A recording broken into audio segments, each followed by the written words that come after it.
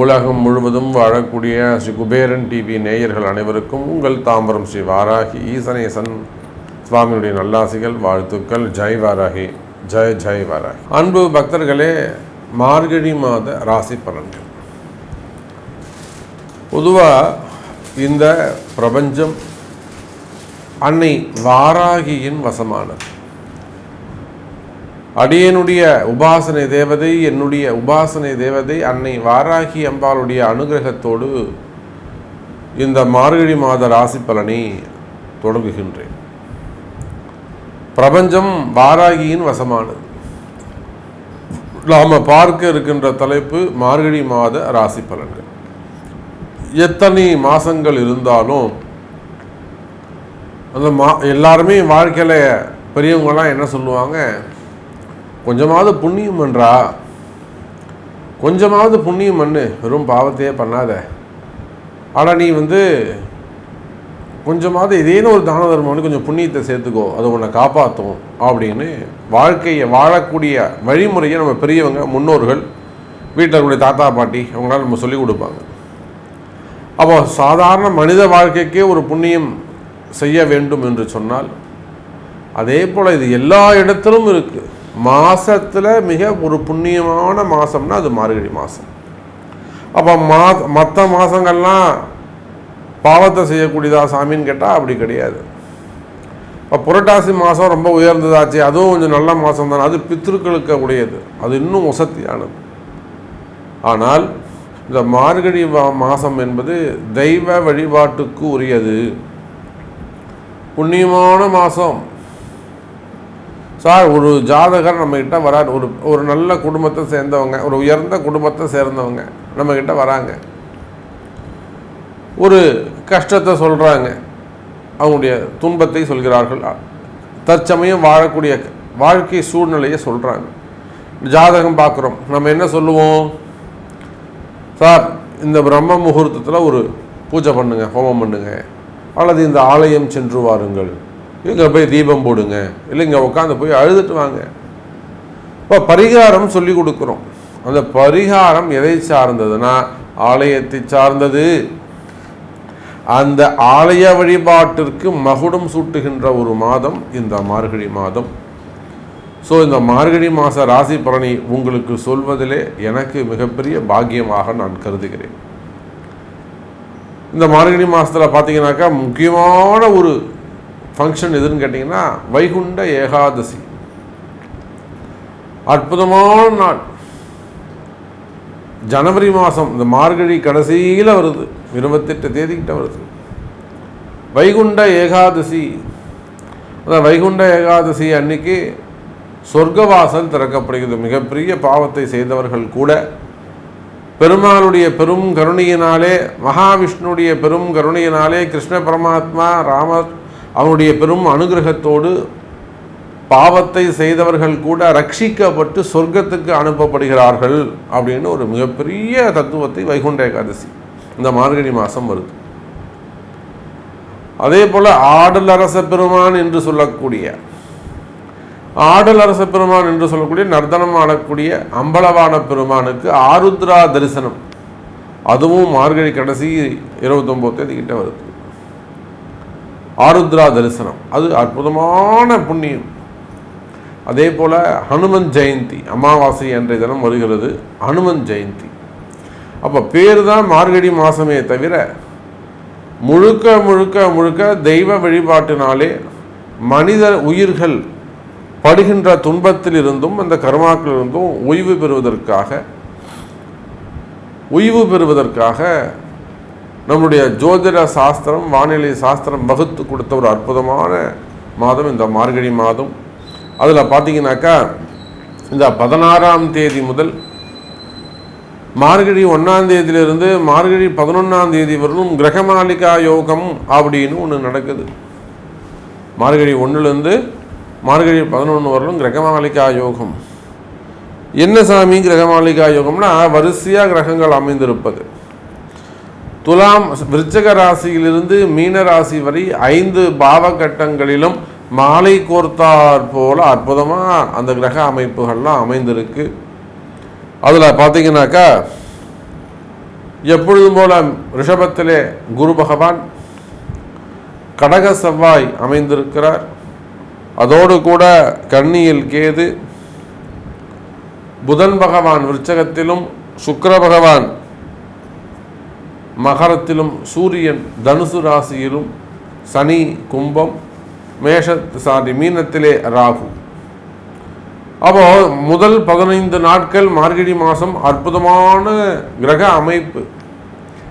யாரெல்லாம் இந்த முதல் 15 நாட்கள் பயன்படுத்திக்கிறீங்களோ, காலம்பரம் 4 மணிக்கு எழுந்து கோவிலுக்கு போயிட்டு வழிபாடு செய்கிறீங்களோ, தீபம் போகிறீங்களோ, யார் 4 மணிக்கு எழுந்து குளிச்சுட்டு வீட்லேயோ கோவில்லையோ போய் தீபம் போட்டு வரீங்களோ, நிச்சயமாக உங்களுக்கு வாழ்க்கையில் நல்லது நடக்கும். கிரக அமைப்பு அப்படி இருக்கு, நான் சொல்லலைங்க. இதெல்லாம் ஜோதிட சூக்ஷ்மங்கள், இதை நீங்கள் பயன்படுத்திக்கணும். ஜோதிட ரகசியங்கள். நான் என்ன சாமி பண்ணணும், வெற்றி பெறணுமே, நான் ஜெயிக்கணுமே, நான் தோத்துக்கிட்டு இருக்கேனே, நான் ஜெயிக்கணுமாச்சே சாமி, என் கஷ்டம் விலகணுமே சாமி அப்படின்னு நீங்கள் ஜெயிக்கணும்னு ஆசைப்பட்டீங்கன்னா நிச்சயமாக உலகம் முழுவதும் வாழக்கூடிய அன்பர்களே இந்த முதல் 11 நாட்கள் தீபம் போட்டு பாருங்கள். சார், ஒரே 1% உங்கள் வாழ்க்கை மாறும். மாறலன்னா நீங்கள் என்ன ஏன் சாமி இப்படி சொன்னீங்கன்னு எனக்கு கேளுங்க.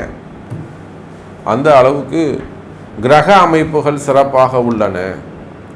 சரி, வாருங்கள் நண்பர்களே, இந்த புண்ணிய மார்கழி மாத ராசி பலனை உங்களுக்கு எப்படி இருக்குது, உங்கள் ராசிக்கு என்ன சொல்லுதுன்னு பார்த்துடலாம். மேஷ ராசி அன்பர்களே, ராசிநாதன் செவ்வாய் பகவான் 4ஆம் பாவத்தில் அமைந்திருக்கிறார். பொதுவாக கடக செவ்வாயும் கன்னி செவ்வாயும் ஆகாது. ஏன் ஆகாதுன்னா, நீர் பூத்த நெருப்பாக இருக்கும், உள்ள புகைஞ்சிக்கிட்டே இருக்கும், உள்ள வெப்பமாகவே இருக்கும். உடம்பு சுடுது அப்படின்வாங்க. நிறைய பேர் பார்த்தீங்கன்னா மேலே பார்த்தா சுடுது, உடம்பு கொதிக்குதே அப்படின்வாங்க. என்ன உடம்பு கொதிக்க போகுது? உள்ள அதனுடைய நெருப்புடைய படலம் ஏதோ ஒரு ரெகுலர் ஆக்டிவிட்டீஸ் மாதிரி, அது ரெகுலர் ஆக்டிவிட்டீஸ்க்கு அகெயின்ஸ்டாக ஏதோ ஒரு விஷயம் உள்ளே நடந்துக்கிட்டு இருக்குன்னு அர்த்தம். உள்ள ஒரு யுத்தம் நடக்குதுன்னு அர்த்தம். அப்படி வச்சுப்போமே, உள்ள ஏதோ ஒரு போர் நடந்துக்கிட்டு இருக்கு, அந்த யுத்தத்தின் வெளிப்பாடு இங்கே வெளியில் சுடுது. புரியுதுங்களா சார்? அடுப்புக்கு பக்கத்தில் போய் உக்காந்துட்டீங்க, எப்படி சார் இருக்கும்? பெரிய பிராய்லர் போட்டிருக்காங்க, பாய்லர் சுடுது, கொதிக்குது நெருப்பில், போய் பக்கத்தில் நின்னீங்கன்னா ஜில்லுன்னு இருக்குமா என்ன? அதை போல சந்திரனுடைய கடகராசி என்பது அது ஒரு நீர் ராசி. அது ஒரு நீர் ராசி. அந்த இடத்துல போய் நெருப்பு கிரகமான செவ்வாய் அமைகின்ற பொழுது நீர் பூத்த நெருப்பாக இருக்கும். அதனால் கடக செவ்வாய் ஆகாது, சந்திரன் செவ்வாய்க்கு அது ஒத்து போகாது. அதே போலதான் இங்க புதன் செவ்வாய் பஞ்சபூத தத்துவங்களிலே நிலராசியிலே அமைகிறது அந்த கன்னி ராசி. அங்கேயும் அந்த கன்னி செவ்வாய் கடலும் வற்றி போகும். எதுக்காக சொன்னாங்கன்னா, யுத்தம் அதிகமானதாக இருக்கும், போராட்டம் அதிகமானதாக இருக்கும், உடல்நிலையாக மனசோ அது ஒரு கண்ட்ரோலில் வராது. அதை போல மேஷ ராசி அன்பர்களே, இந்த மார்கழி மாசத்தை பொறுத்தவரையில் உங்களுடைய ராசிநாதன் 4ஆம் பாவத்தில் அமைந்திருக்கிறார். இது யாருக்கு ஒத்து போகாதுன்னா, கடகராசிக்கும் கன்னி ராசிக்கும் தான் ஒத்து போகாதே தவிர மேஷ ராசிக்கு இது சிறப்பு. நல்ல வார்த்தை சொன்னீங்க சாமி, நல்ல மங்களகரமான வார்த்தை சொன்னீங்க சாமி, ரொம்ப சந்தோஷம். வாழ்க்கை ரொம்ப போராட்டமாக போய்கிட்டு இருக்குங்க சாமி, யுத்தகலமாக போயிட்டு இருக்குங்க சாமி. பெரிய பெரிய மனிதர்கள் கூட சொல்லக்கூடிய வார்த்தை.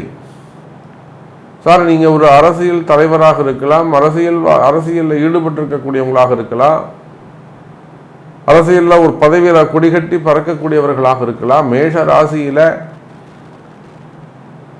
அந்த அரசியல்னு நாம் சொல்கிறோமே தவிர மிகப்பெரிய சக்கரவர்த்தி ஜாம்பவான்லாம் நாம் பார்த்துட்டோம்.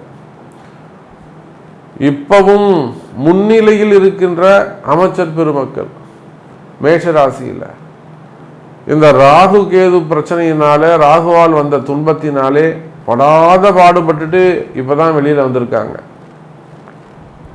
பிரச்சனையை விட்டு வெளியில வந்திருக்கிறாங்க, அமைதியா இருக்கிறாங்க. இதெல்லாம் சார் இப்போதைக்கு ஒன்றும் பண்ணாதே, கொஞ்சம் அமைதியா இருங்க. அவங்கள அந்த பிரச்சனையிலேருந்து கொண்டு வருவதற்குள்ள நமக்கு அன்னை வாராகி இடத்திலே பெரிய யுத்தம். அந்த பிரச்சனையிலேருந்து அவங்கள வெளியில் கொண்டு வரதுக்கு நல்லபடியாக இப்போ கொண்டு வந்துட்டோம்.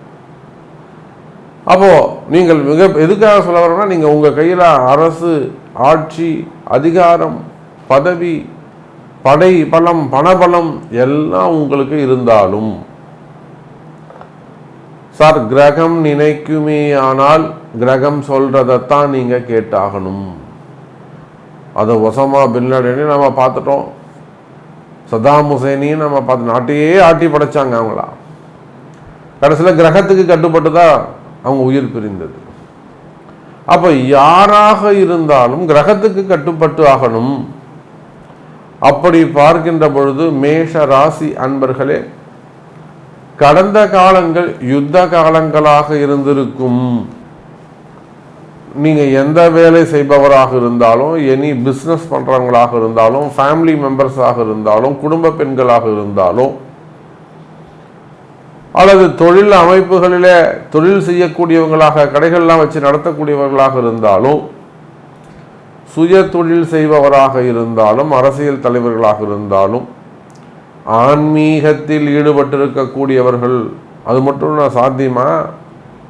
இப்போ உள்ள ஒரு பிரச்சனை ஓடிக்கிட்டு இருக்கு மேஷராசிக்கு, அது பொது தளத்தில் சொல்ல முடியாது. அவங்களும் இப்போ நம்ம கிட்ட வாராகி கிட்ட வந்திருக்காங்க.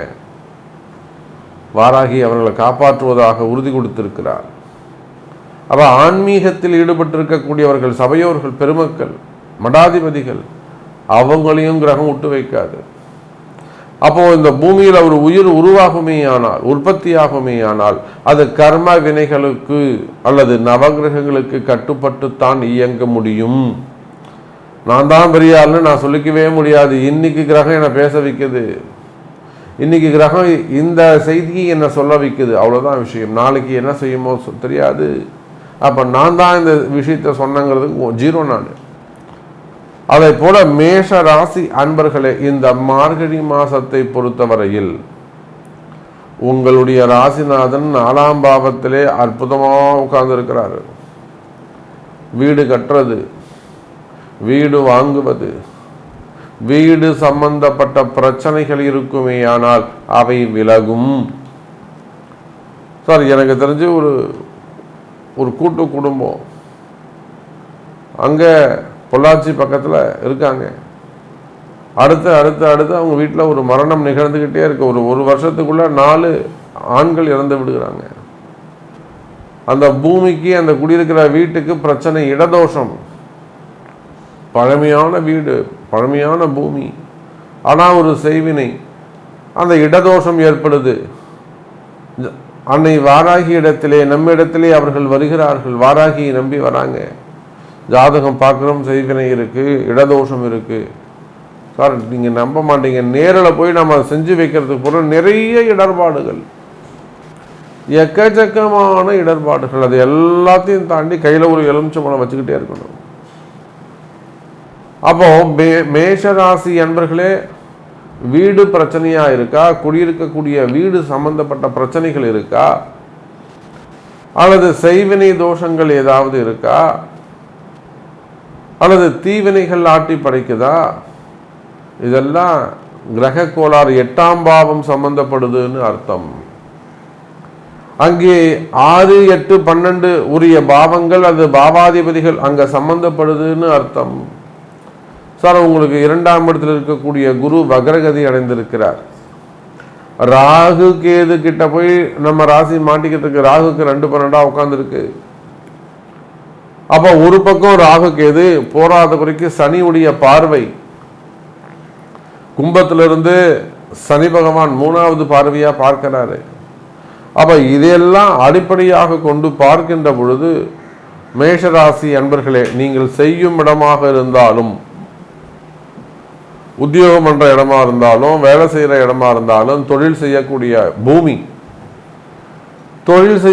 பூமி, அந்த நிலம், அது வீடோ, வாசலோ, தோட்டமோ, தோப்போ, துறவோ, விவசாய பூமியோ, வீடோ, ஃபேக்டரியோ, அப்போ இடம் சம்பந்தப்பட்ட பிரச்சனைகள் சற்று உற்று நோக்கி, இது ஒரு காரணமா இருக்கும். அந்த இடதோஷ நிவர்த்தி, அதற்கான முயற்சிகளை எடுப்பீர்களே ஆனால் வெற்றி பெறக்கூடிய காலம் மேஷராசி அன்பர்களே.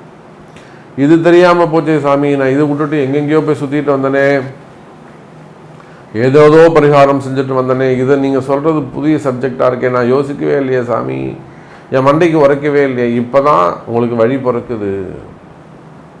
அப்போ மேஷ ராசி என்பர்களே, 4ஆம் இடத்தில் இருக்கக்கூடிய ராசிநாதன் அற்புதமாக உட்கார்ந்து உங்கள் இடதோஷங்களை எல்லாம் நிவர்த்தி செய்கிறார். வீட்டை அற்புதமாக நீங்கள் வாழக்கூடிய மகிழ்ச்சியாக, நீங்கள் சந்தோஷமாக நிம்மதியாக வாழ்வதற்கு என்ன தேவையோ அதற்கு ஏற்ற மாதிரி உங்கள் வீட்டை மாற்றி கொடுக்கிறார் உங்களுடைய ராசிநாதன். நான் ஒரு வீடு வாங்கணும் சாமி, நான் ஒரு வீடு கட்டணும் சாமி, எனக்கு இஎம்ஐ போயிட்டுருக்கு, எனக்கு கமிட்மெண்ட் இருக்குது, ஜாப்பு ப்ராப்ளமாக இருக்குது. இந்த மாதிரியான உங்களுடைய கொஸ்டின்ஸ் எதுவாக இருந்தாலும் இந்த மார்கழி மாதம் உங்களுக்கு நல்லது நடக்க போகுது, கவலை வேண்டாம் மேஷ ராசி அன்பர்களே. அற்புதமான மாதம், இறை வழிபாட்டுக்கு உகந்த மாதம் அப்படின்னு சொன்னேன். ஜென்மாந்திரத்திலே என்ன பாவ புண்ணியம் செய்தோமோ இந்த மனித பிறவி எடுத்திருக்கின்றோம். அதில் கர்ம வினைகளின் அரசாட்சி செய்கின்றன, கர்மாக்கள் ஆட்டி படைக்கின்றன. அந்த கர்ம வினையிலிருந்து விடுபடக்கூடிய அற்புதமான ஒரு மாதம், துன்பம் விலகக்கூடிய மாதம், நிம்மதி பெருகக்கூடிய மாதம் மேஷ ராசி அன்பர்களே. அப்போ நிறைய விஷயம் இன்னும் சொல்லிக்கிட்டே போகலாம். உங்களுக்கு என்ன சந்தேகம், உங்களுக்கு என்ன கேள்வி, உங்களுக்கு என்ன நடக்கணும் என்பதை உங்களுடைய பிறப்பு ஜாதகம்தான் பேசும். ஸோ உங்கள் பிறப்பு ஜாதகத்தை கொண்டு தொடர்பு கொள்ளுங்கள் என்பதை தெரிவித்துக் கொண்டு மீண்டும் ஒரு அற்புதமான பதிவில் சந்திக்கிறேன். நன்றி. நமச்சிவாயம். ஜெய் வராகி. ஜெய் ஜெய் வராகி. ஸ்ரீ குபேரன் டிவியை பார்த்தமைக்கு நன்றிகள். மேலும் இது போன்ற தகவல்களை தெரிந்து கொள்ள ஸ்ரீ குபேரன் டிவியை சப்ஸ்கிரைப் செய்யுங்கள். மறக்காமல் பெல் ஐக்கானை கிளிக் செய்யுங்கள்.